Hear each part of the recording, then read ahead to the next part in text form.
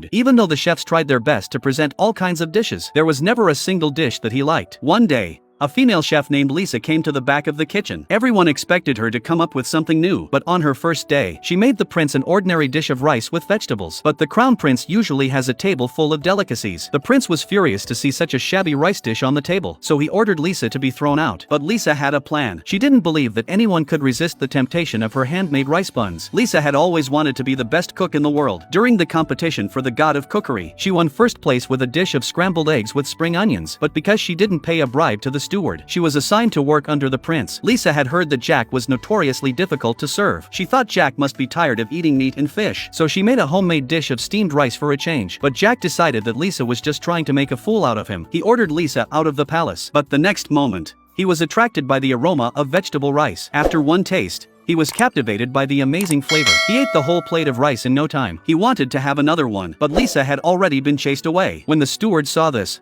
he hurried to chase after her, but Lisa deliberately slowed down her pace. In the end, she agreed to go back to cooking, but she put forward 3 conditions. Firstly, she has to double her salary every month. Secondly, she would be in charge of all matters in the kitchen. And lastly, the prince would eat whatever she cooked. But Jack was very upset when he heard that. But on second thought, Lisa's food was really delicious. The prince could only tolerate it. At the same time, he also wanted to see if this arrogant cook was really good. However, just when he was full of expectations, Lisa made him some steamed buns and a plate of fried shredded pork. This perfunctory dish made the prince pick it up and get angry with Lisa. Lisa, on the other hand, doesn't panic and asks Jack if he remembers their agreement. Jack was speechless. He reluctantly picked up the steamed bun and broke it open, and put the shredded pork in the middle. When he took a bite, he was shocked by the smell of the food. Seeing that the other party was convinced by his cooking skills, Lisa thought her career as a royal chef would be smooth sailing. But unexpectedly, at the royal banquet, the crown prince's 2 brothers learned that Jack has a very good cook with him, so they began to make it difficult for him to cook a dish. This seemingly simple request pushed the prince into a corner. Because his 2 brothers have very different tastes, it was impossible to satisfy both of them with one dish, and both brothers have been away from home since they were young. Now he couldn't understand their tastes either, but he couldn't resist his brother's persuasion,